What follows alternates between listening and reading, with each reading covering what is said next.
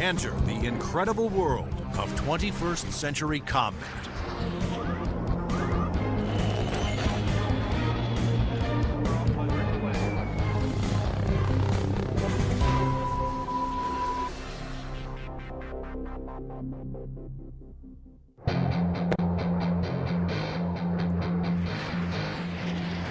Air power is the dominant strategic force.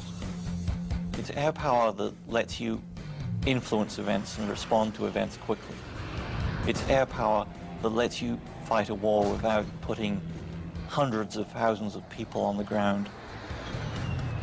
To date, Air Force F-15s have won more than 150 dogfights against enemy fighters without a single loss. And the Navy F-18 Hornet is widely recognized as the world's best carrier-based fighter bomber. But in the future, neither the F-15 nor the F-18 will be able to survive against deadly enemy anti-aircraft missiles. Surface-to-air missiles, or SAMs, are going to represent the biggest threat. Those very formidable systems developed in Russia or China will have to be taken out of action very quickly in any future conflict. The fighter of the future will need to be stealthy to slip past enemy radar. It must be able to take out anti-aircraft installations. And it must out-dogfight any enemy fighters that get in the way.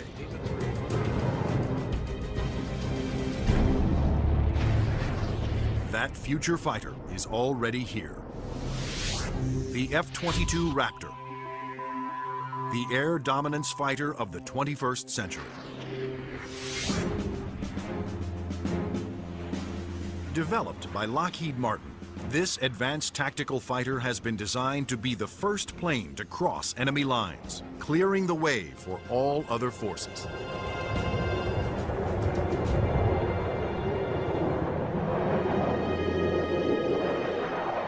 The F-22 is both an air-to-air fighter and an air-to-surface fighter, so it can drop precision weapons. That means it'll be able to go in early in a conflict, knock out all the air defenses that an enemy has, and also take out certain ground targets. And open the door for all the U.S. forces, whether they're ground vehicles or other aircraft, to come in and continue the fight. The development of the F-22 Raptor first began in 1985, when the Air Force requested proposals for an advanced tactical fighter jet to replace the F-15 air superiority fighter. Military planners feared that the F-15 would not be able to counter new air and ground threats on the horizon. The result was the creation of the F-22. The capability of the aircraft is a quantum leap above what exists right now, and it's going to take air power and revolutionize it into a whole new world. In the battles of the future, stealth will be critical for all new fighters to avoid being seen by enemy radar. Non-stealthy aircraft just will not survive in the air battles of tomorrow. Stealth technology was created to counter advances in radar. Radar works by sending out radio waves and measuring the amount reflected back to determine the distance, speed, and course of an object. But stealth aircraft are designed with surfaces that deflect radio waves away, making them nearly invisible to radar. The world's first stealth production aircraft was the F-117 Nighthawk. The reason that airplane is faceted is a limitation of the computer technology at the time. It's easier to model a finite number of flat surfaces than it is a bunch of curved surfaces. And while the aircraft was a breakthrough at the time, the facets limited the plane aerodynamically. But now, thanks to more powerful computers, engineers can design aircraft that do not have to sacrifice aerodynamics for stealth. The F/A-22's aerodynamic slickness allows it to have the lowest drag of almost any aircraft ever produced. The F-22's aerodynamic superiority, combined with its stealth and firepower, make it a far better adversary than any aircraft before it. The F-15, which the F-22 will replace, has been a very successful fighter, but it is not stealthy. The F-117, while stealthy, carries no air-to-air weapons and is not designed for air combat. It relies on stealth and mission planning to protect itself. But the F-22, on the other hand, is not only stealthy, but comes with a full complement of air-to-air and air-to-ground weapons. The primary armament is in weapons bays underneath the airplane, where we carry 6 medium-range radar-guided missiles. By carrying the weapons internally, it preserves the stealthy shape of the plane. For closer infighting, the F-22 has short-range missiles and guns. Behind these two doors right here is the side weapons bay. This is where we carry a heat-seeking missile.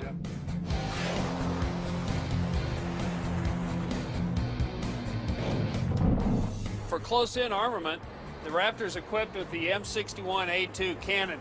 The muzzle is hidden right behind this door right here. It's hidden because of the stealth characteristics of the airplane. Cannon carries 480 rounds and is capable of shooting 100 rounds a second. The F-22's advanced weapons systems will make it a formidable interceptor, as will its unique ability to find enemy aircraft without revealing its own position. When other planes use their radar, they become visible to every other radar system in the area. But that's not the case with the F-22. Perhaps the highest tech part of the airplane is the radome itself. Not only does the radome have to be stealthy, but it has to be able to transmit and receive its own radar signals. How the F-22 radar achieves that remarkable feat is classified. But what is known is that the F-22 can see enemy aircraft at a distance while remaining invisible to them. The first time that the bad guys will really know there's an F-22 in the area is when one of them blows up. Along with its advanced radar system, the F-22 is the first fighter to have supercruise, the ability to travel faster than the speed of sound without using its afterburners. A jet's afterburners boost speed by pouring fuel directly into the hot blast of the engines, adding fiery extra thrust. But afterburners are also wasteful, consuming enormous amounts of fuel, dramatically affecting the range and duration of a plane's mission. But the F-22 doesn't have that problem. Without using afterburners, it can supercruise at an incredible 1.5 times the speed of sound, over 1,000 miles per hour. This is all about our pilots being able to go fast, minimize the amount of time they are exposed to any threat, do the mission that we've sent them to do, turn around and come home safely. The F-22 is presently the only fighter in the world with supercruise, but it wouldn't be possible without a very unique set of engines. The goals for Pratt & Whitney were to provide a transformational engine that the Air Force needed, one that was stealthy, maintainable, and fast. The F-119 PW100 was developed by Pratt & Whitney after years of research. It sets the new standard for jet engines. Along with its incredible supersonic ability, the F-119 incorporates thrust vectoring. Here we are at the rear end of an F-A-22 Raptor. First thing you'll notice are the nozzles for the F-119 engines. In flight, during a maneuvering dogfight, they actually move up and down and vector the thrust of the engine to provide maneuverability. It helps us turn inside any foe, maneuver at low or high speeds to outmaneuver another airplane or potentially an enemy weapon that's headed towards us. The F-22's stealth, supercruise, and vector thrusting are impressive breakthroughs, but its most outstanding feature may be its ability to nearly fly itself through advanced computerized controls. It relieves the pilot of all the duties, gives the pilot total freedom to just look out engaged in the combat scenario. In addition to monitoring its own performance, the F-22 constantly gathers data on other aircraft in the combat area and presents the most important information to the pilot. We're going to have information passed to us from either unmanned vehicles or from off-board sensors so that we can integrate data and use that information for targeting. And it's the way that we are driving our forces in warfare. We are much more integrated with both other services and with other platforms, and the F-22 fits right into that concept.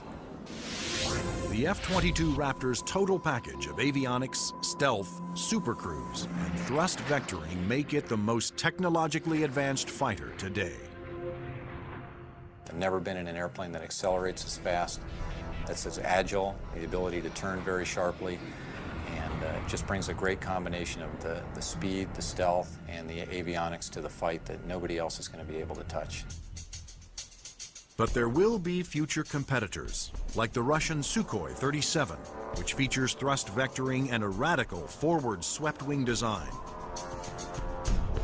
And the fifth-generation MiG, the 1.22, which some have nicknamed the F-22ski. The Russians are still very active aircraft developers. They've got a variety of technologies that they're continuing to improve upon and that can be made available to our future enemies. And so that's why we have to stay on top of the technology that we are developing and make sure that it is able to take out anything that other countries develop. When you look at the adoption by China of the Su-27 and the fact that it'll probably be modernized and improved, that brings up the need for more advanced fighter aircraft in the US. And that's one of the main reasons, I think, why the Air Force is so insistent on the need to have the F-22.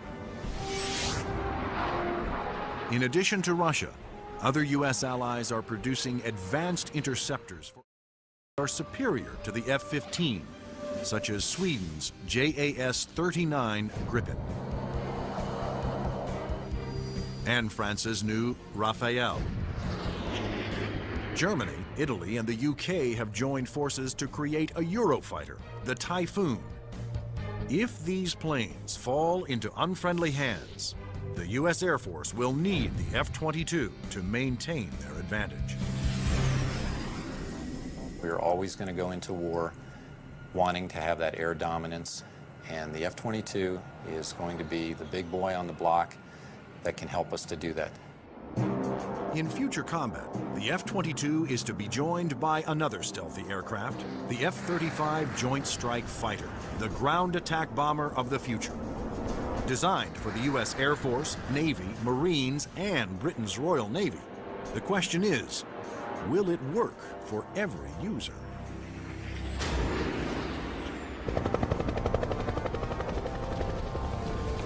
The rules of war have changed. Brute force has given way to high tech, and conventional weapons of the past will no longer be effective.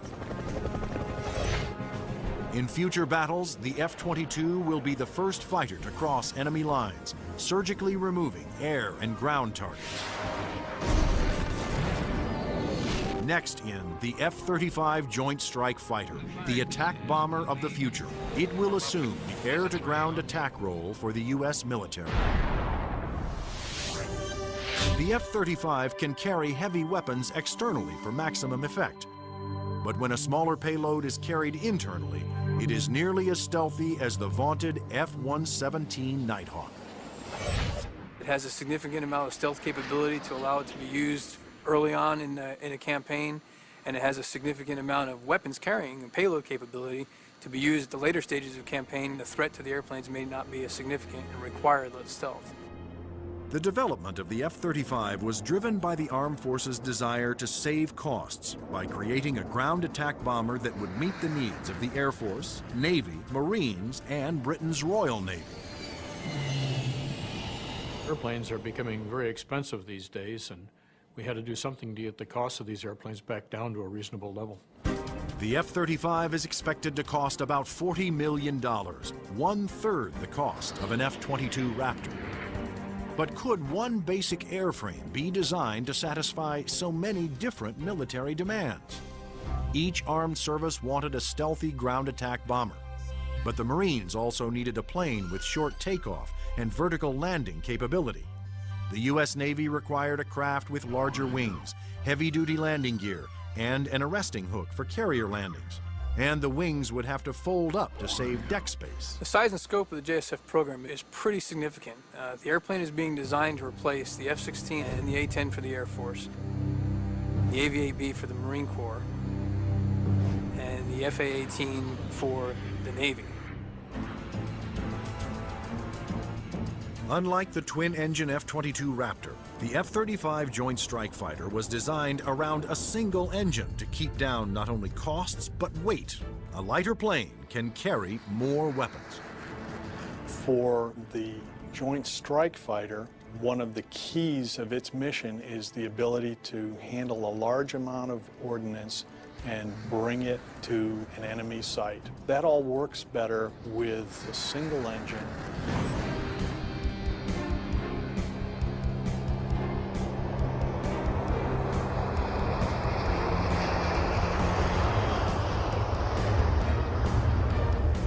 The Air Force version of the Joint Strike Fighter, the F-35A, made its first flight attempt on October 24, 2000. Tom Morgenfeld, who had been a test pilot for the F-22 Raptor, was at the controls. Well, a million things are going through your mind. Your eyes are everywhere, you're listening, you're watching. Your senses are tuned to an incredible level because you're sensing and feeling the airplane for the very first time. It flies wonderfully. It's definitely a pilot's airplane. The Air Force testing went smoothly. Next, a Navy version was built with heavy-duty landing gear and wider wings for the slow speeds needed to land on carriers. Navy test pilots flew touch and goes, demonstrating the F-35's ability to land within the space of a carrier's flight deck. But the most difficult challenge still lay ahead for the F-35 program. The Marine Corps needed a version that could perform short takeoffs and vertical landings, STOVL for short. The STOVL capability is extremely important to the Marine Corps because the airplane can go just about anywhere that the rest of the forces can go. It's not limited to needing a large runway. It doesn't need a really big ship to operate off of. Engineers at Lockheed Martin, the designers of the F-35 Joint Strike Fighter, took a hard look at the AV-8B Harrier, the STOVL fighter that the new aircraft would have to improve upon. The Harrier is a great airplane if you look at the fact that it's basically 1960s technology. It's achieving all those wondrous STOVL flight sort of maneuvers without the aid of a lot of computers. The Harrier's ability to take off, hover, and land vertically is achieved by vectored thrust. The powerful force of its jet engine is directed downwards through 4 nozzles that can pivot 90 degrees. I was brought in because I am a Harrier pilot with almost 1,600 hours in that airplane. So all of the lessons learned I have from the Harrier airframe and operational experience I have, I was able to bring to the program and use those to help evaluate the X-35 STOVL version. For hovering, engineers gambled on a radical new system. They planned to supplement the vectored thrust method by harnessing the jet engine to a drive shaft that would power a fan to blast air downward. In 1991, we unveiled this shaft-driven lift fan system to the technical world.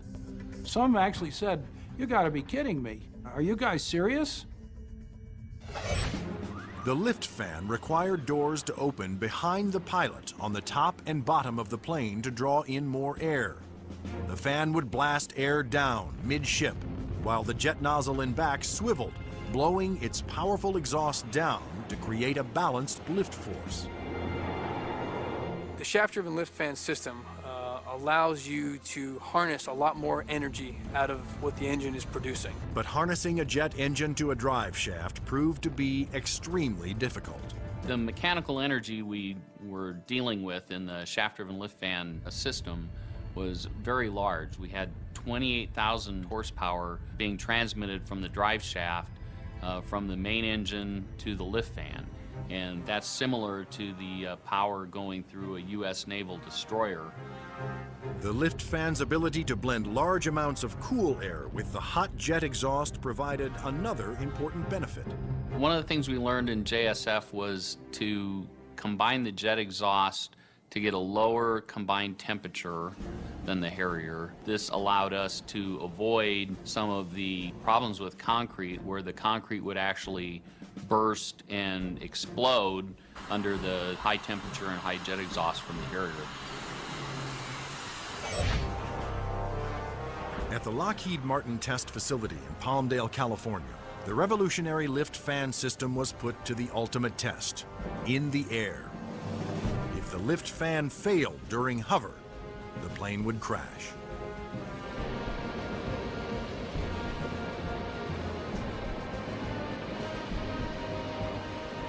It made its first flight in 2001, and it was a complete success. And at that time, I didn't hear any more from the people who had been saying for years, this thing will never work. It worked. Now, all three versions of the F-35 for the Air Force, Navy, and Marines are being developed and further tested for mass production. The United States, Britain, and their allies are expected to order more than 4,000 Joint Strike Fighters, which will replace most American-built fighter bombers in use today. The handling qualities and performance are stunning. Really is a pilot's airplane. It sort of makes you feel like a little boy. You want to take it home and tuck it under the pillow with you at night. It's just a pilot's airplane. In future air conflicts, the F-22s will be used to establish air dominance. Then waves of stealthy F-35 Joint Strike Fighters will use their superior weapons-carrying abilities to attack other major ground targets. The Joint Strike Fighter is going to be the backbone airplane for hauling freight. It is going to be the muscle part of sustained forces. Commanders can also alter an F-35's mission in the air as situations change during the battle. There are a variety of ways for the F-35 to bring in information from external platforms, other airplanes flying around the battlefield, satellite-based assets, ground-based assets. All that information can be presented to the pilot in the cockpit and allow him to be more of a tactician and manage the tactics of the game that day instead of worrying about the nuances of flying the airplane. The pilot's job will be to supervise the process of identifying the target and then to give consent for weapons release.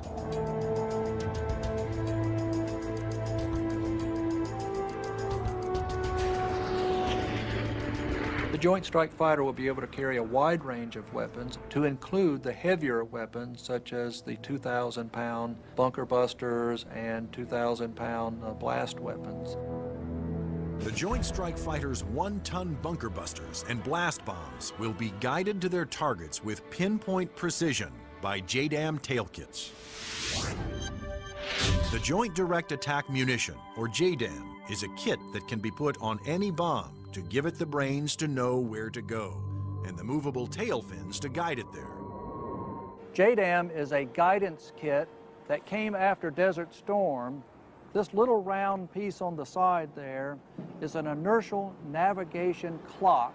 Now this clock, instead of measuring seconds, measures feet. If you take the unit and you tell it where it is right now electronically, and then you move it back a foot, or you move it up a foot, it measures every centimeter and every distance. The bomb knows the coordinates of where the airplane is, and it also knows the coordinates of where the target is. And when the weapon is released from the airplane, it simply flies from one set of coordinates to the other and does its thing when it gets there. Because a JDAM is directed by GPS, or global positioning satellites, it can hit targets regardless of visibility. The way we use it is by employing it against targets that we cannot normally see visually, whether it is due to weather, smoke, haze, or just some sort of other thing that's obscuring the target.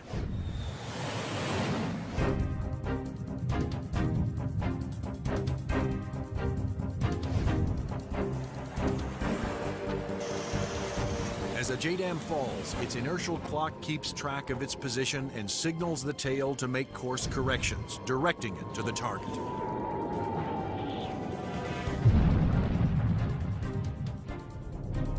The accuracy of new weapons like JDAMs will reduce collateral damage.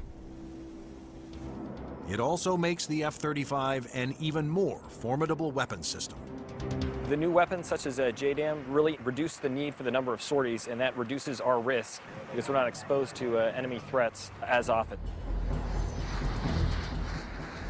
The F-35's combination of advanced weapons, avionics, and stealth will help it ensure its success over the battlefields of the future. U.S. military planners wondered if these same features could be utilized in a helicopter.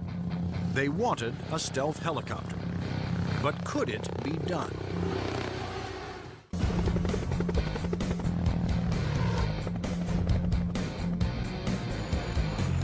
Over the last 50 years, helicopters have evolved from slow-moving multi-purpose support vehicles to fast-moving frontline attack ships. But in the high-tech wars of the future, speed alone is not enough. Information is the key. There's three elements that are critical to warfare. The ability for you to know more than the enemy, the ability to maneuver quickly around an enemy and gather more information about them, and the ability to provide precision firepower at the enemy. In future conflicts, after the F-22 Raptors and the F-35 Joint Strike Fighters have cleared the way, surveillance and attack helicopters will support ground troops as they move in to secure the area. We like to be down low where the action is, and we like to be down low where the threat can't see us.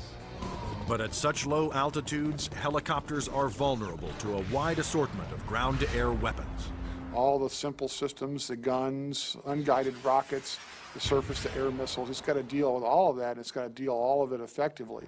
The Pentagon has responded with a two-pronged strategy to counter this threat: inexpensive, expendable unmanned helicopters and stealthy manned helicopters. Unmanned helicopters will be primarily used for surveillance and for gathering targeting information. Fire Scout, designed by Northrop Grumman, was specifically developed to take off and land on Navy ships. However, the key to creating a successful manned helicopter for future combat is to make it stealthy like the F-22. But the question is, can it be done?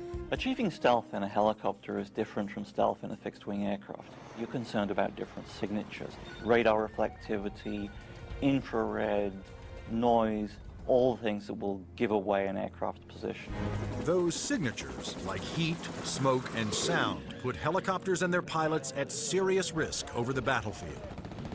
All the small shoulder-fired missiles, which are very effective against helicopters, are heat-seeking infrared systems.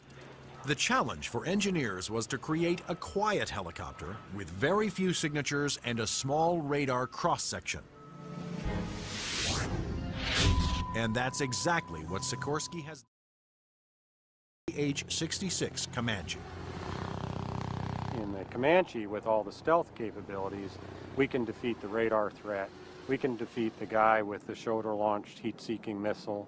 And from the guy popping up in the tree, our agility defeats him. Our small size, our quiet acoustic signature defeats him.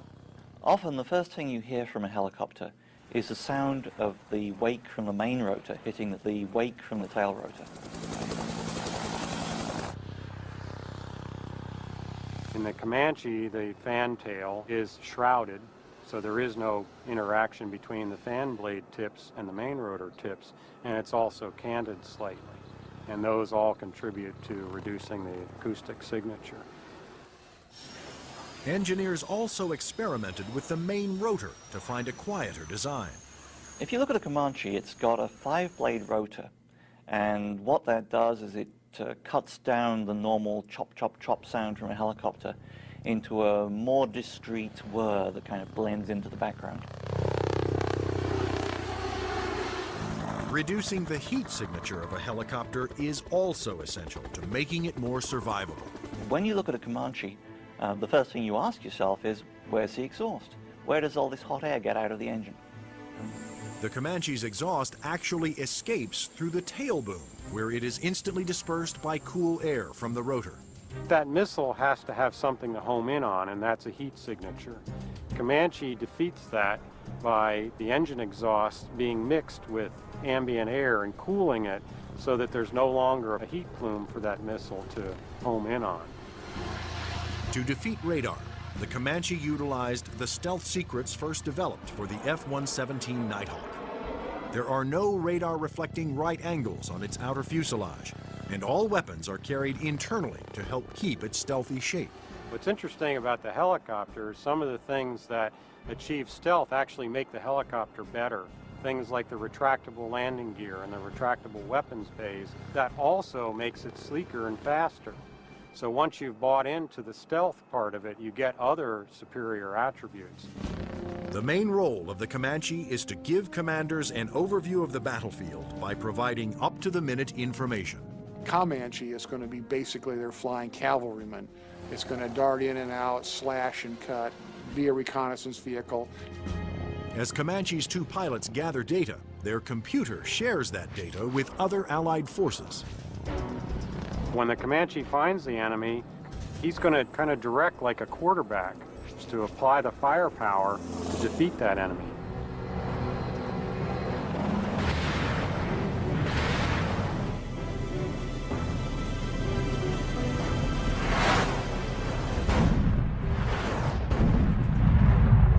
Engineering advances have also made the Comanche one of the easiest and most forgiving helicopters to fly. One thing that Comanche brings that other previous generation helicopters can't bring to the table is the pilot can maneuver the Comanche in virtually any axis without fear of exceeding any limits. Although it will be used primarily for reconnaissance, the Comanche will also be armed for self-defense. The Comanche is capable of carrying a wide array of weapons, all the way from guided missiles using a laser guidance system, heat-seeking missiles, which would be more of an air-to-air weapon, or unguided rockets, and also the latest Hellfire is pretty much a fire and forget. In addition, Comanche's pilots can ask Allied aircraft to fire missiles their way, and can then take over and guide those missiles to their targets.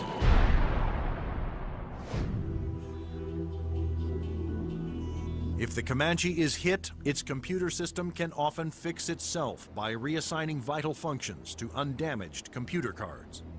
This is where the computer brain of the Comanche is.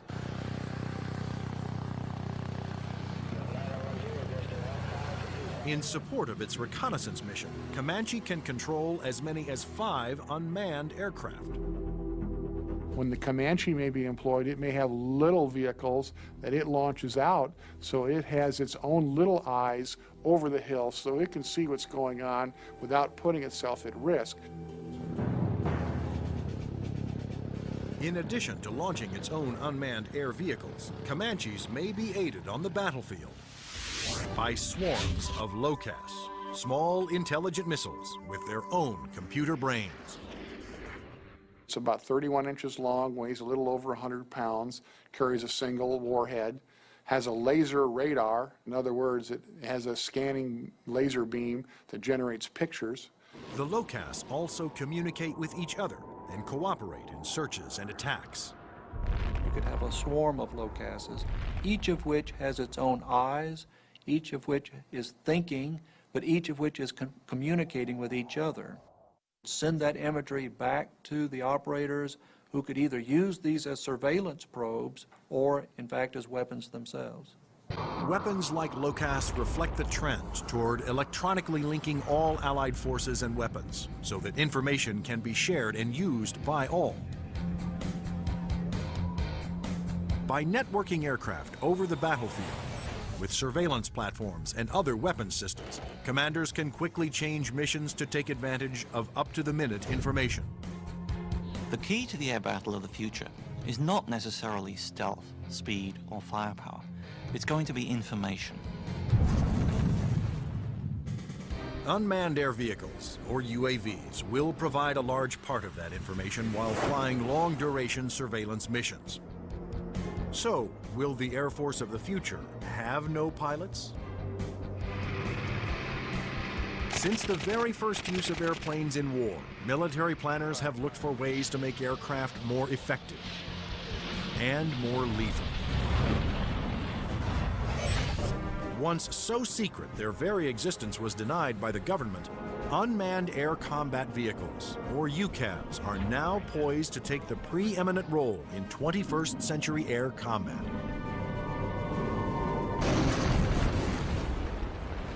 UAVs are certainly going to change air power in the 21st century. You can see it starting to happen today, but what we're looking at now is just the beginning, because there's going to be more of them, and they're going to be better. Unmanned aerial vehicles allow the military to do more with less, to put more aircraft into the air than you otherwise would be able to because of the limited number of pilots that you might have, or where it might be too risky.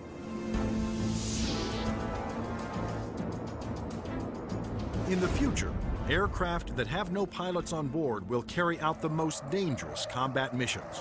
Today, unmanned air vehicles, or UAVs, are already taking over the role of long-duration surveillance. UAVs don't have mothers. You lose a UAV in combat and nobody bats an eyelid. One of the earliest surveillance UAVs was the Predator. It was developed in the early 1990s. When you look at Predator, basically they start off as being long-endurance systems that can really persist over the battlefield.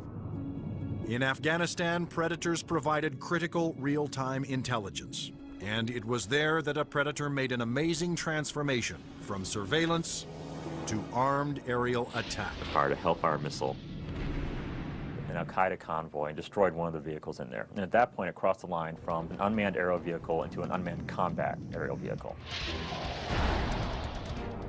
Today, the new Predator B can carry up to 10 Hellfire missiles. Of course, its primary mission is still what the military refers to as ISR, or Information, Surveillance, and Reconnaissance.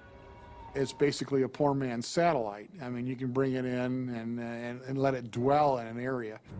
UAVs transmit important visual information to battlefield commanders via satellite or other data links. Once targets had been located, identified, and cataloged, these could be disseminated to other weapons or weapon systems.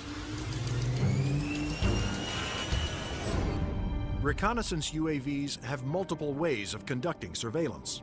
On clear days, they use specially stabilized optical lenses that can zoom to high magnification. At night, they use infrared, and under adverse conditions, they use synthetic aperture radar to pierce the thickest clouds, sandstorms, or oil field smoke. When the radar is reflected back, it can also be used to create a 3D image of objects. If the enemy chooses to use countermeasures or decoys or deception techniques, having to beat 3 systems is a lot harder than 1. The success of the Predator paved the way for the development of an even more advanced high-altitude jet-powered UAV by Northrop Grumman. It's called the Global Hawk, but unlike the Predator, it was designed to take off, fly its pre-programmed mission, and land all on its own, thanks to the GPS, or Global Positioning Satellite System. The Global Hawk is basically a much larger version of the Predator. It has higher altitude capabilities, increased payload. It can carry a lot more sensors, a lot more communication devices, and it can loiter over a battlefield for up to 35 hours. The Global Hawk can stay aloft for a day or more, providing constant near real-time video surveillance over an area the size of Illinois. Predator and Global Hawk give us an up-close view, which is something you can't get from a national asset, which would be a satellite type of thing. Though still in development, the Global Hawk had a dramatic impact during Operation Iraqi Freedom. A single prototype provided information to Allied forces on 55% of all time-sensitive targets, including mobile Scud missile launchers.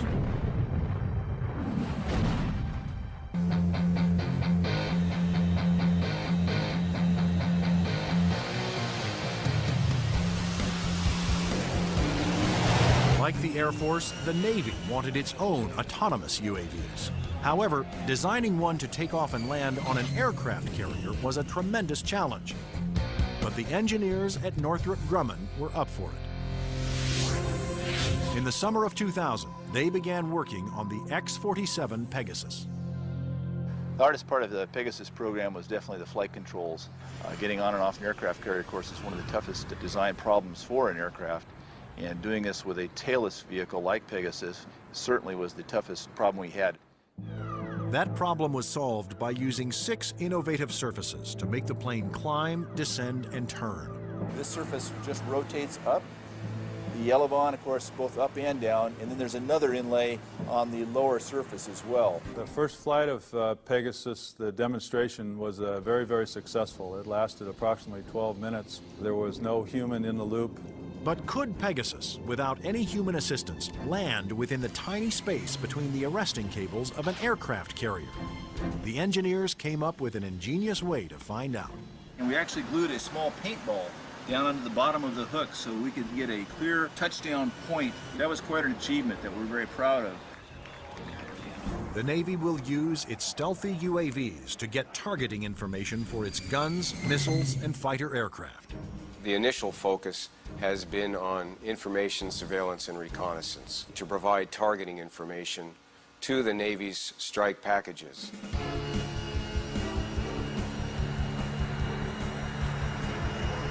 But many future UAVs, such as Boeing's X-45 unmanned bomber, will be heavily armed.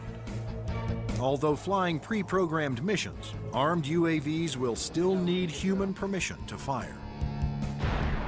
It has to know where friendly forces are on the ground, where civilians might be, where collateral damage, i.e. hitting a church or a mosque, might be an issue. So there is an element that we always retain where the human in the loop is important. You can have a weapon that's doing its own surveillance and has its own ability to engage a target. And that gives you a level of dominance that we're just emerging on right now. In the not-so-distant future, there will be even more radical aircraft and airborne weapons systems. Everything from electromagnetic pulse weapons to powerful airborne lasers to hypersonic aircraft that can fly to anywhere in the world in 2 hours or less. But how soon will these high-tech secrets become a reality?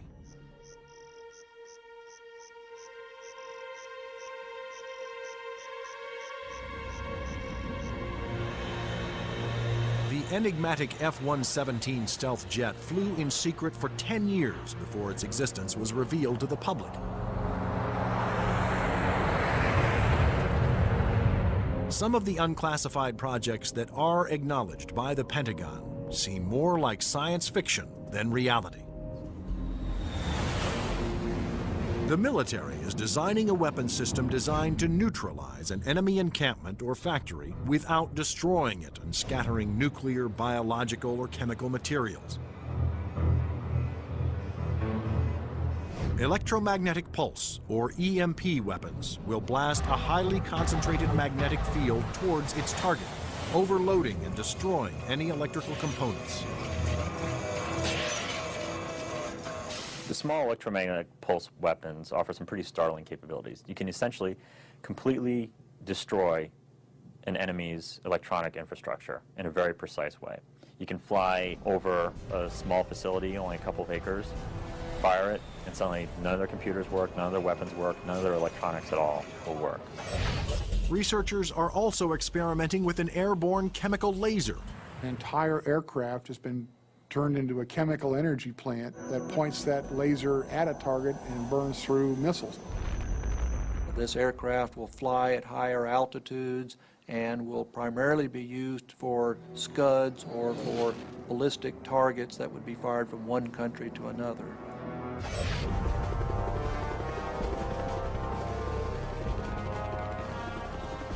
American generals don't want a fair fight. They want their equipment to be the absolute best in the world so that whatever they come up against, they can defeat it quickly and efficiently. The battlefield of the future will continue to be a dangerous place. But military planners believe that the key to maintaining the security of the United States is to develop the weapon systems of tomorrow, today.